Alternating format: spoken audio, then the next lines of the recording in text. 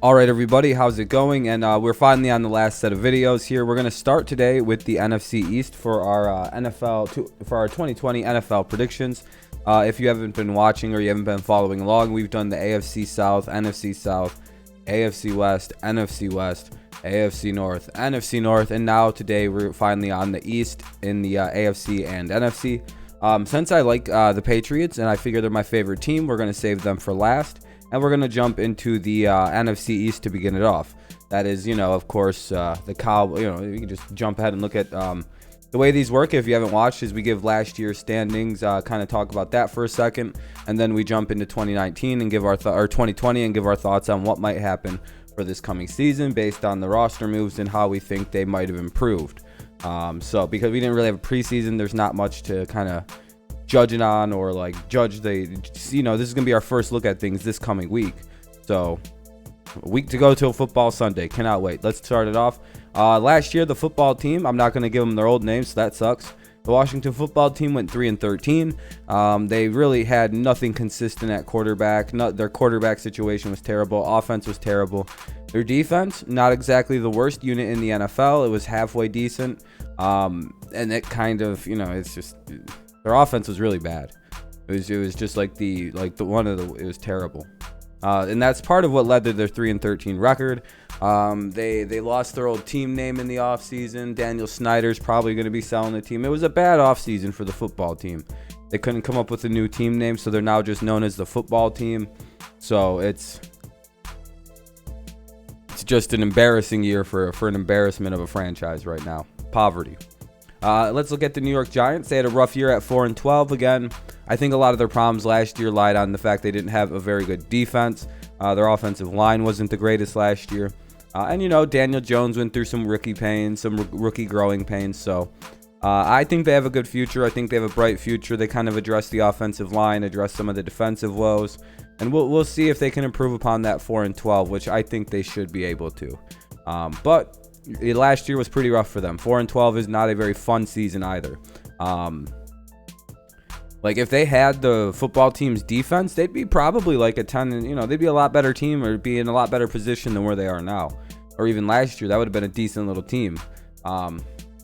In what was a pretty disappointing conference, to be honest with you.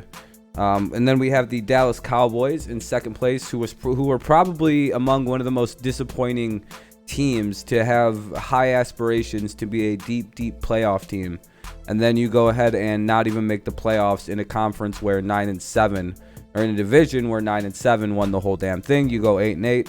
Dak has a good season, kind of. He just put up meaningless numbers. Your team was your defense had there's no teeth in the Cowboys defense. You could kind of bully them around, you could kind of push them around and get your way on them. They had games where they looked really good, but then they just looked terrible in some games. They seem to lack a fiery competition to them, the Cowboys did last year. And I feel like that's part of the reason why they went to that 8-8. They fired the coach. And now they got a guy who might be able to get some light a fire under some people's asses for just get somebody fired up, somebody hit somebody type situation with the Cowboys. So we'll see how they do. They should be in line to do good again, but again, we've seen this talented roster underperform regularly. We'll see how they do. And the Eagles, by some grace of God, made the playoffs last year. They were terrible. They couldn't catch the football. Everybody got hurt except Carson Wentz until the playoffs. Then he got his head bounced off the ground and then he got hurt. So, it was incredible to see Carson Wentz really kind of take that next step up and become the kind of quarterback that elevates the play of the players around him. We've seen that with, having, I think, the second or third worst receivers and still throwing for 4,000 and, having a decent year despite everything going wrong around him, making the playoffs, winning the division. It was a good year for the guy despite the team around him being pretty abysmal.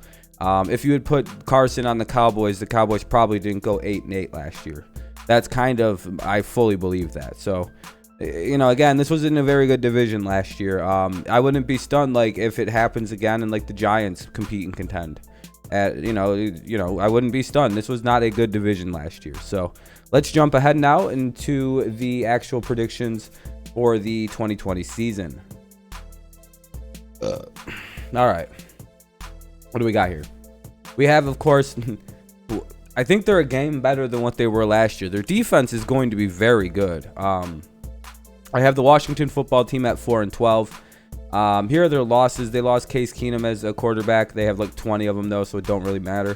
Adrian Peterson, Chris Thompson, Paul Richardson, Jordan Reed, Trent Williams, Eric Flowers, Quinton Dunbar, who got in trouble. And Josh Norman, of course, not really much of a loss there. He didn't do too well in Washington. And then you have the addition of Peyton Barber, J.D. McKissick, Cody Latimer, Richard Rogers, Wes Schweitzer, Thomas Davis, Ronald Darby, Kendall Fuller. They drafted Chase Young. Very good one. He's going to be the rookie. He's going to be D-Roy.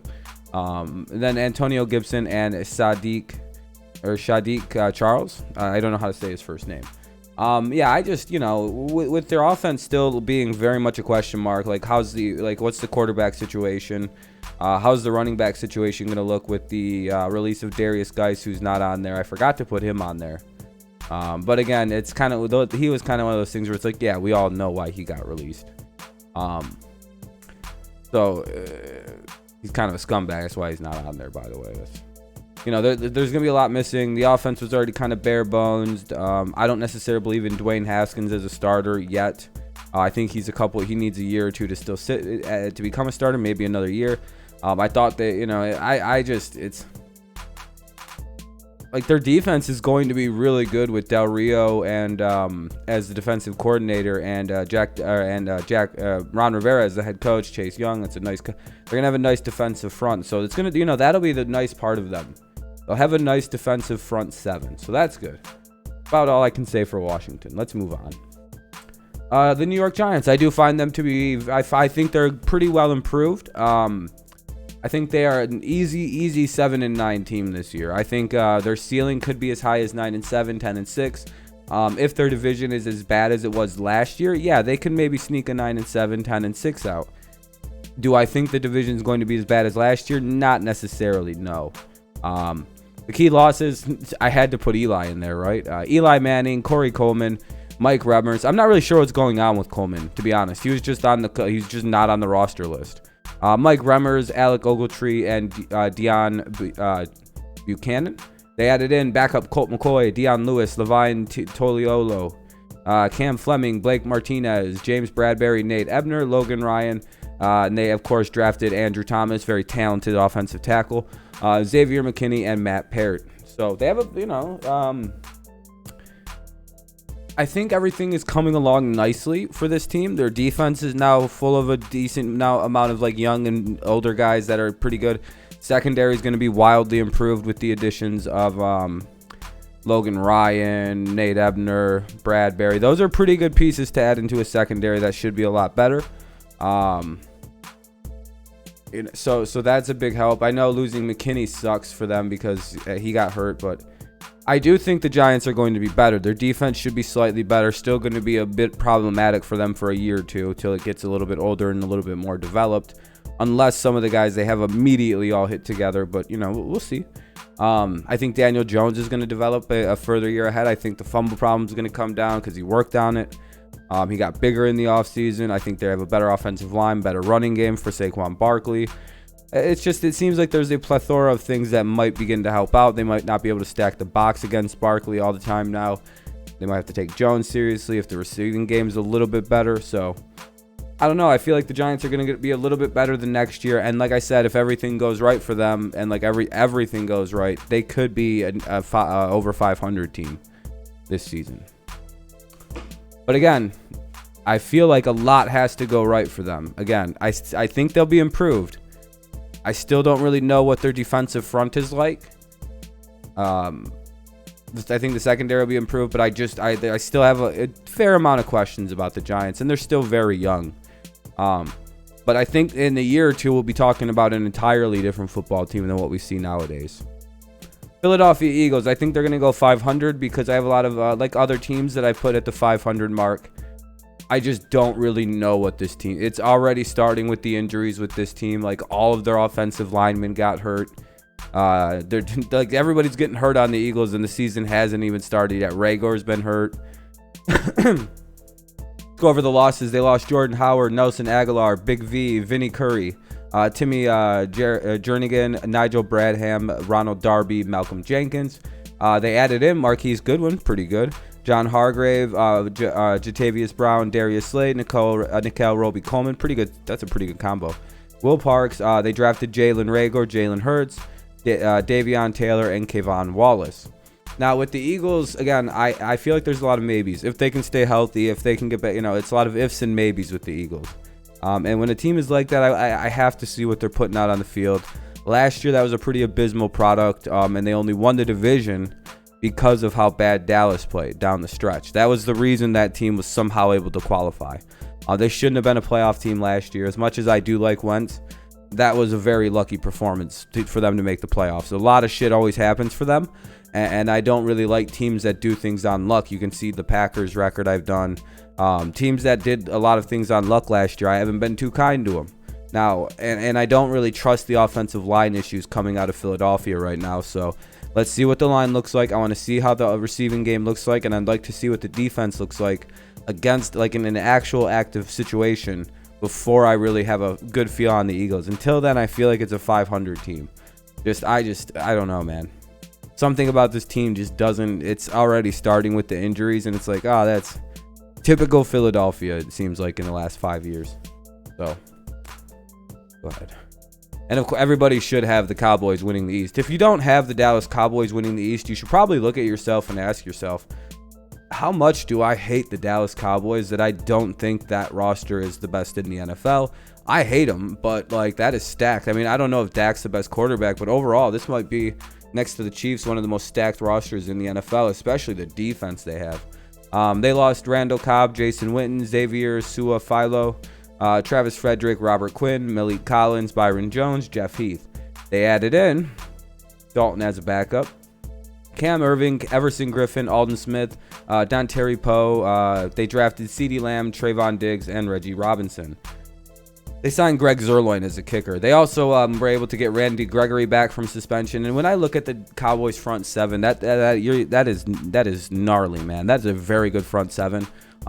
Their secondary is very, that's good. It's going to be good. Especially if they're able to add Earl Thomas in the next couple days, man. They're going to get after the quarterback with Griffin, Alden Smith, Poe. There are guys they've already got, DeMarcus Lawrence. They've already, it's going to be so hard to play that team. Like, they should run rough shot on a lot of teams this year, but we don't know. I don't have much to say, man. This roster is way too good to do bad again. Like, it's like if they do bad again, Dak is just clearly not that guy. Maybe Andy's the guy. We'll see. But clearly, they'll be moving on from Dalton if this team doesn't literally have one of the best records in the NFC next year, I think. They should. There's no excuses with their roster why they're not a top team. Even if they get hurt, they have like they have some of the most depth I've ever seen. This has got to be a case of salary manipulation going on in Dallas. So that is my NFC East predictions. We have the Cowboys, Eagles, Giants football team. God damn it, Washington. Get your shit together. Football team. All right, so this is the NFC Playoffs. They're all set.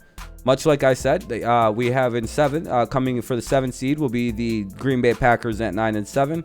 We have the Seattle Seahawks at 10-6, making the wild card.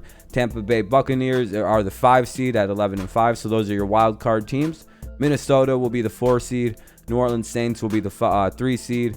I have the Cowboys as the number 2 seed, and the San Francisco 49ers repeat as your number 1 seed in the NFC. In my opinion, look at the AFC. Wonder what's going to happen. I already have those done, by the way, as you can see right here.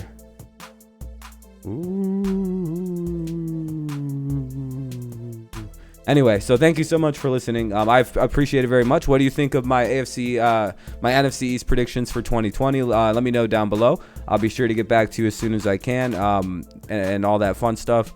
Leave a like, subscribe to the channel, especially, leave a like if you enjoyed the video, subscribe to the channel if you're new here. Both those things help us grow, and they also, they're both free to do. So it's, it's one of those things where you're like, might as well. But yeah, I very much appreciate it, you guys. Thank you so much for listening. Let me know what you think. Tomorrow, of course, we'll have some more videos to put out. We'll be doing playoff predictions tomorrow, so hopefully you're ready for that. That should be fun. And yeah, I don't know. What do you guys think? Good job, or Yeah, so I don't know. Thank you so much for listening. Have a good rest of your day. Peace. Go Patriots, go Lions, and of course, AFC East coming soon.